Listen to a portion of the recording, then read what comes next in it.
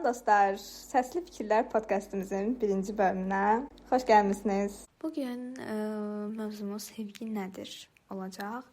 Normalda mən TikTokda videolar paylaşıram və notlarımı paylaşdığım bir video paylaşdım. Və orada notlarımdan biri də sevgi nədir haqqında bir mətn yazmışdım, oydu və bu niyə hamıya maraqlı gəldi, bilmirəm. Yorumlarda neçə nəfər soruşdu ki, nota baxa bilərikmi, sevgi nədir falan. Nə bilim 2-3 nəfər mənə DM yazdı ki, bəs o notu atın zəhmət olmasa. Mən də atdım və bu insanlarda maraq oyatdı, bilmirəm niyə. Yəni o qədər dəyərlidir fikrim sizin üçün. Nəysə, sevgi nədir sualını niyə verdim özümə? Birinci buradan başlayaq. Mən kinolara baxırdım. Deyəndə La Casa de Papel'ə baxırdım və La Casa de Papel'ə baxanda mən bir şeyin fərqinə vardım ki, məsələn, insanlar sevgi uğruna çox yersiz şeylər edir də. Niyə edirlər ki? Yəni nə məqsədə? Yəni onları o gizli şeylər eləməyə vadar edən şey nədir tam olaraq? Məsələn, indi bilmirəm, aranızda La Casa de Papel'ə baxanlar varmı ya yoxmu?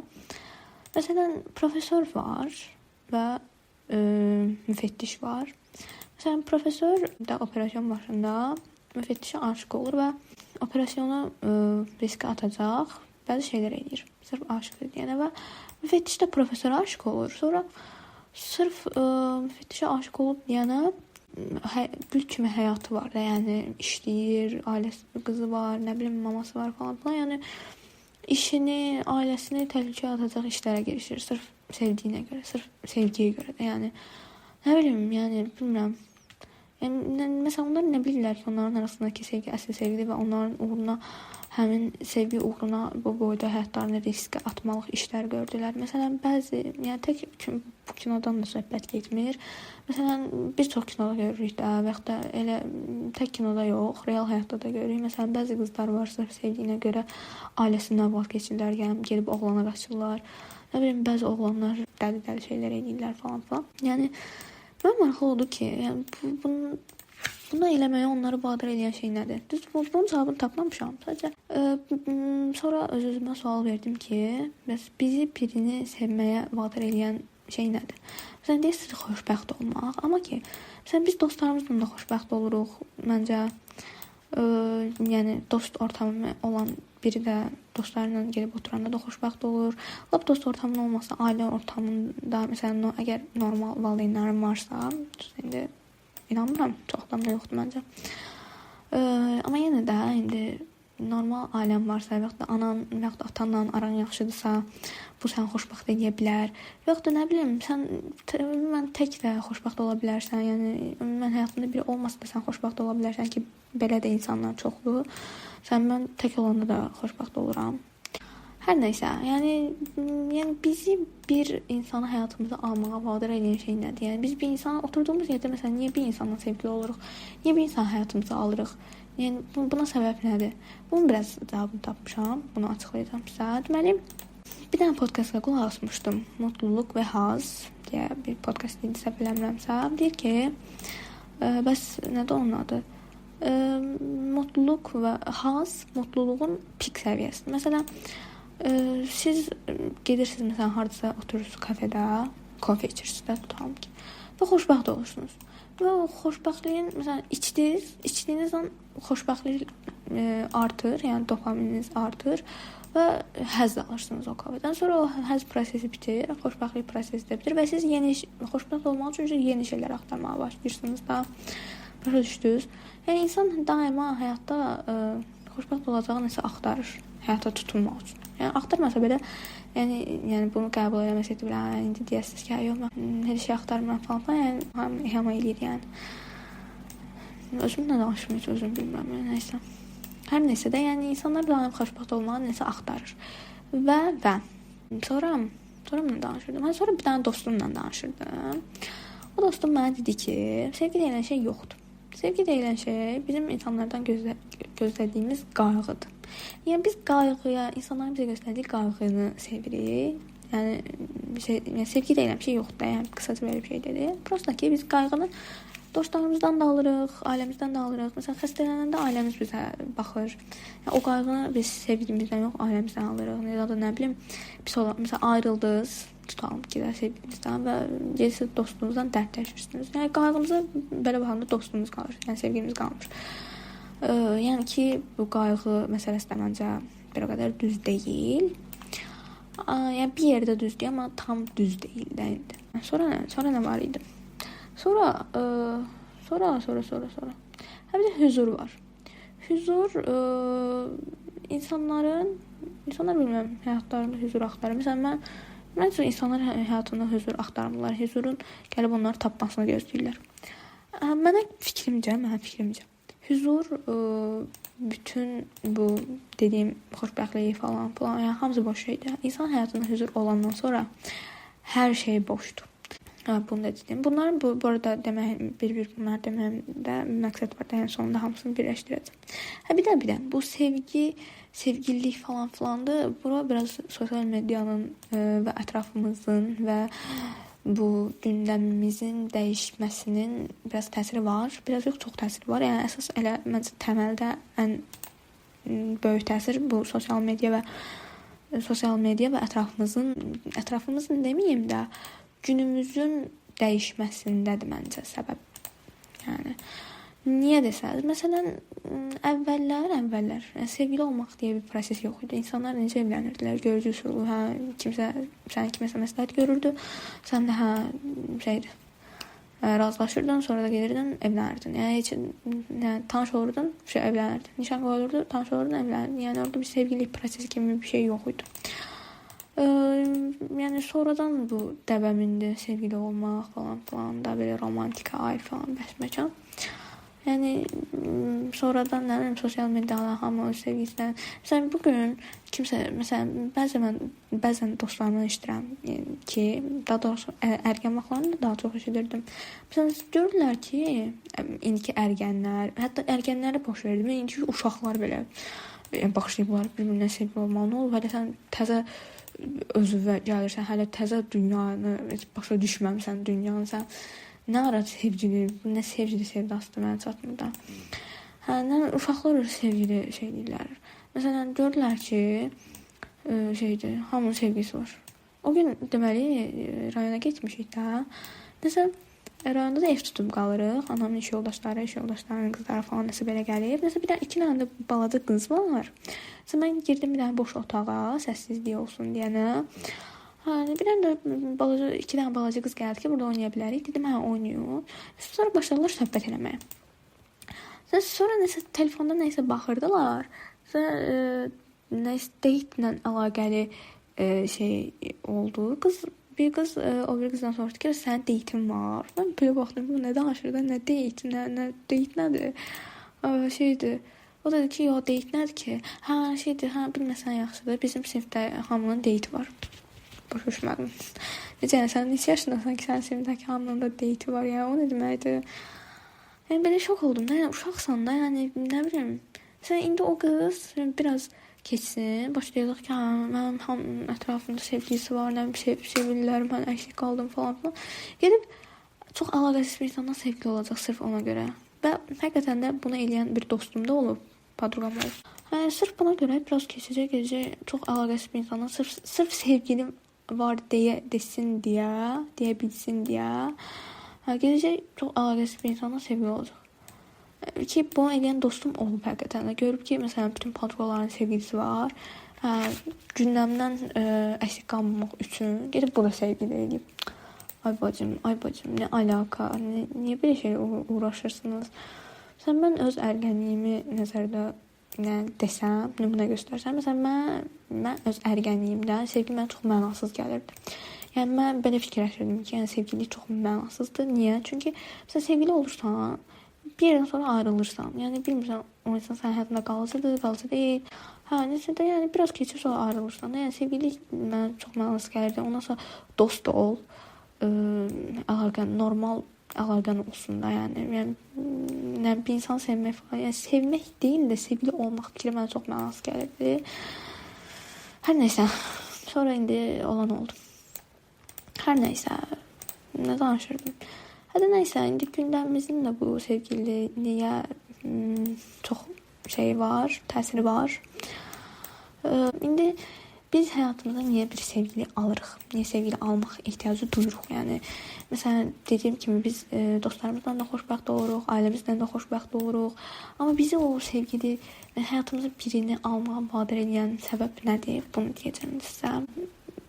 İnsanlar hal-hazırda, insanların çoxu bir yerlərə aid olmaq istəyirlər. Yəni indi hamının həyatında çox insan var və siz heç kimin həyatında tam deyilsiniz. Yəni hamının həyatında yarım yamalısınız. Hamının həyatında məsələn bu dəqiqə birinin 10 dostu var, birinin 5 dostu var. Yəni siz də o dostlardan birisiniz. Yəni sizi fərqli edən bir cəhət yoxdur. Yəni siz o həmin ən yaxın dostunuzun həyatında belə yəni tam değilsiniz, yarım yamalaqsınız və bu fikir insanları biraz depresyona sürükləyir ki, mən heç kimin həyatına tam, yəni heç yerə aid deyiləm fikri başlayır düşə insanlarda və bizim indi sevgiliyə gələndə məsələn bizim birinin həyatındakı tək, yəni sevgili olaraq, sevgili mövqeyində tək insan olmağımız biraz bizi o insanın həyatımıza almağa vadar edir məncə. Sonra qayğı. Mesela ondan gördüğümüz qayğı da tabii ki bizi ona biraz cəlb edir. Sonra huzur. Mesela birinin həyatımızda olma huzuru məncə bizi o insanın həyatımıza almağa vadar edir. Çünki mesela indi hamı mesela həyat hansı proqram üzərində qurulur? Məktəbi qurtardın, universitetə qəbul oldun, universiteti bitirdin, işə qəbul oldun, işlədin, ailə həyatı qurdun, sonra uşaqları böyüdürsən, uşaqları bir yerə çıxardırsan və həyat bu proqram üzrə qurulub da illərdir. Və ona görə insanlar biraz yetkinliyə addımlayan momentdə partner axtarmağa çalışırlar və ona görə də həyatlarına biri alırlar və həyatlarında biri olanda mənim həyatımda biri var, mən bu insanla ailə quracağam, bu insanla axıracan gedəcəm fikrinin huzurunda olurlar da. Yəni bu ciddi münasibətlərə aiddir. Yəni ciddi elə belə münasibət quranları nəzər tutmuram əlbəttə ki. Yəni biri ilə sevgili olursunuz və ikiniz də həqiqətən bir-birini sevirsinizsə, siz öz həyat partnerinizi, həyat yoldaşınızı tapdığınızı düşünmənin huzuru məncə o insanı biraz bizim həyatımızdakı partner rolunda olmağa vadar edir. Yəni bizim o insanı həyatımıza partner kimi almamıza biraz çəkir məncə bu fikir, yəni o huzur fikri. Sonra nə demişdim? Bizim o insandan xoşbəxt olmağımız. Məsələn, birinin həyatı, məsələn dediyim kimi mutluluq və haz demişdim. Məsələn, daima insan məsələn nələrdənsə necə deyim, xoşbəxt olur, sonra o xoşbəxtlik prosesi bitir və yeni xoşbəxtlik axtarır. Amma biri həyatımızda olanda məncə biz həmin insan həyatımızda deyə onun xoşbəxtliyi biraz yəni normal xoşbəxt olub bitmə proseslərinə müqayisədə o insanın həyatımızdakı olma fikrinin xoşbəxtçiliyi də biraz o fikri bizə cəlb edir. Sonra nədir? Sonra. Bir də. Yox, bunu demişdim. Bir insanın bizim həyatımızda qalıcı olma fikri biraz bizi cəlb edir o insana. Yəni necə? Məsələn, qurduğumuz dostluqlarda məsələn bilirik ki, o insanların başqa dostları da var da. Yəni sabah bir gün gedib məsələn bizlə həyatları boyunca ancaq bizlə dost olacaq deyə bir şey yoxdur. Gedəcəklər, o bir başqa dostlar olacaq. Yəni bir yerdən sonra bizlə əlaqələri kəsiləcək, başqa dostlar olacaq falan. Yəni hər şey və hamı bir gün gedicidir. Amma biz insan həyatımıza həqiqətən ciddi münasibətdə girəndə, əgər ciddi münasibət fikriniz var və ciddi münasibətə girirsinizsə, o insanın bizim həyatımızda qalıcı olma fikri bizi o insanı cəlb edir. Məsələn, mən bir insan həyatıma alanda, yəni o insanla ayrılacaq aldığımı düşünmürəm. Yəni o insanı əgər alıramsa, deməli o insan həyatımın sonuna qədər məndən olacaq düşüncəsi formalaşır məndəki. Həmişə mən bu insanla evlənəcəm, bu insan olacaq mənim həyatımda, yəni o insanın həyatımda qalıcı olacağını fikirləşirəm və əslində bu fikirləşmək yaxşıdır, məncə yox. Çünki həmin insanlar məsələn iş alınmadı, məcbur şəkildə ayrılmalı olursunuz və yaxud da nə bilim, nəsə də ayrılıq yaşananda bu fikirlə ayrılmaq biraz çətin olur. Çünki ayrıla bilmirsiniz və siz yəni ən azından mən ayrıla bilmirəm. Çünki beynimdə o insanın həyatımın sonuna qədər olacağı fikrini formalaşdırıram və o insan birdən həyatımdan çıxanda belə baxıram ki, nə oldu, indi mən nə edəcəm, necə olacaq, o insansız necə yaşayacağam falan da belə oluram da. Yəni biraz necə deyim, panika düşürəm. Belə deyim. Ona görə rahat-rahat mən heç kimdən qopa bilmirəm. Yəni birini əgər sevirəmsə, tam sevirəm və o insanın həyatımda qalıcı olacağını düşünürəm. Sonra o insan həyatımdan çıxanda da belə qalıram ortalıqda.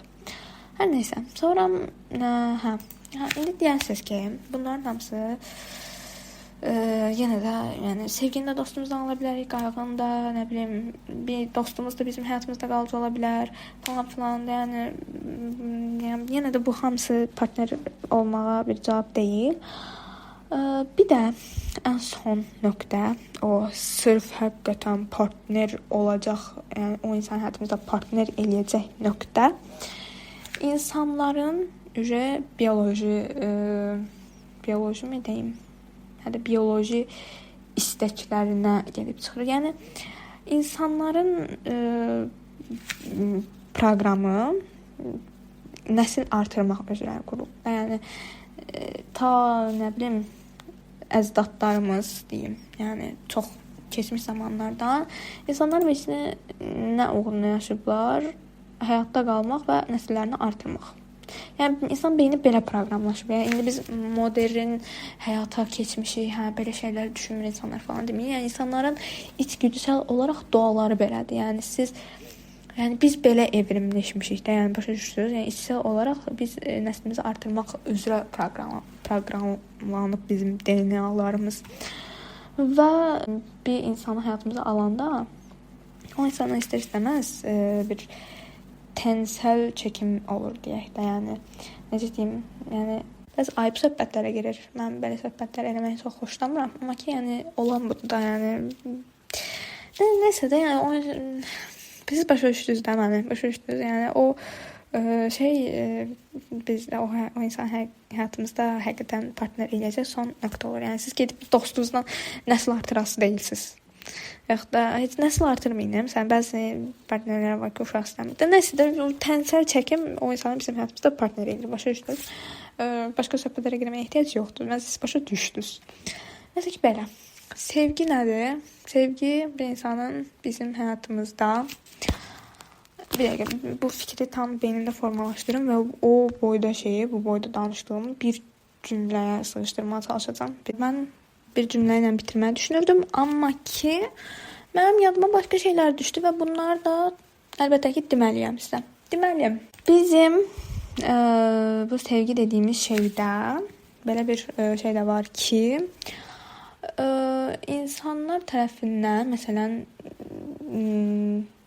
biz birini sevəndə onu olduğu kimi qəbul edirik və biri də bizi sevəndə bizi olduğumuz kimi qəbul edədiyini düşünürük və bizi olduğumuz kimi qəbul eləyən birinin olması fikri də bizi onu sevməyə biraz vadar eləyir məncə.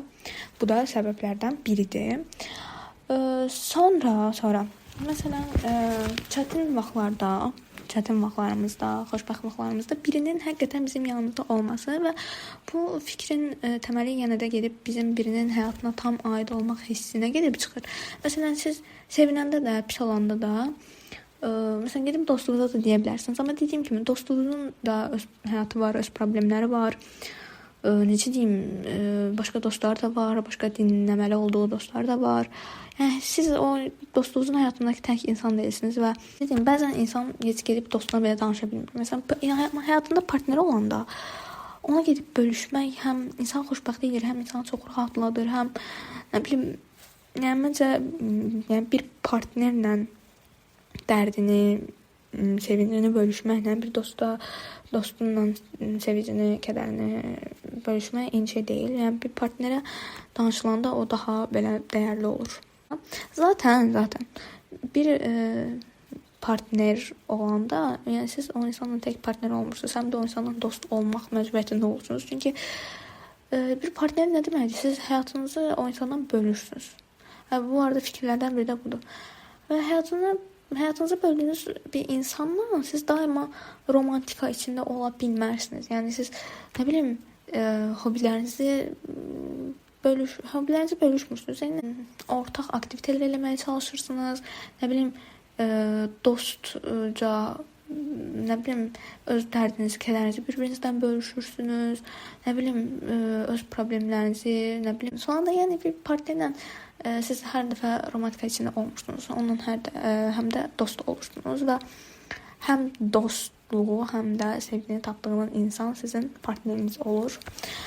Və mən o gün bir dənə video görmüşdüm. Deməli, qadın kişidən soruşurdu ki, birini sevmək, yəni biz birini niyə sevirik? Kişi də cavab verdi ki, birini arzulayırıq ona görə. Qadın da dedi ki, yəni klasik kişi beyni də. Qadın da dedi ki, arzulamaq nədir? Sən nə danışırsan? Sən nə konuşursan? Bizim birini həyatımıza partner olaraq almaqdakı məqsəd, birini sevməkdəki məqsədimiz biz ümumən insanlar ta əzəldən, ta əcdadlarımız, ta belə o vaxtdan insanlar tək yaşamaq üçün proqramlaşmayıb da. Yəni insanlar topluluqda yaşamağa məcburdur. İnsanlar insanlarla yaşamağa məcburdur. Yəni təklik deyə insanlar məsələn deyir, ay mən tək qalmaq istəyirəm falan. Yəni sən ömrün ömrün sonuna qədər tək qala bilmərsən. Yəni insanlar bir necə deyim, bir topluma qarışmağa məcburdular. Yəni insanlar öldürsən də, yəni heç kim tək yaşaya bilməz. Ümumən heç kim həyatının sonuna qədər tək qala bilməz əsla. Yəni qalanların axırı yaxşı olmur. Və biz həyatımızı yaşayırıq da, düzdürmü? Və həyatımızı yaşayırıq və həyatı yaşamaqda bu gün bir dənə podkastda qulaq asdım və orada insan nə ilə yaşar sualını aydınlaşdırırdı biolojik olaraq və fəlsəfik olaraq. Biolojik və psixolojik olaraq. Biolojik olaraq nəsil artırmaq falandır. Yəni nə deyil, psixolojik olaraq da insanların yaşamaqdakı məqsədi həyatda bir məna axtarmaqdır. Yəni insanlar həyatları boyunca hər bir şeyin mənasını axtarırlar. Yəni suallar verirlər və onların mənasını axtarırlar və yaşayırlar da və insanlar həyatlarının mənalı olmasını istəyirlər. Yəni bu həyatı yaşayırsam da insanlar bir yerdən sonra özlərinə sual verirlər ki, mən bu həyatı niyə yaşayıram ki? Yəni qadının sualına gələcək olsa, mən çox qarışıq danışıram.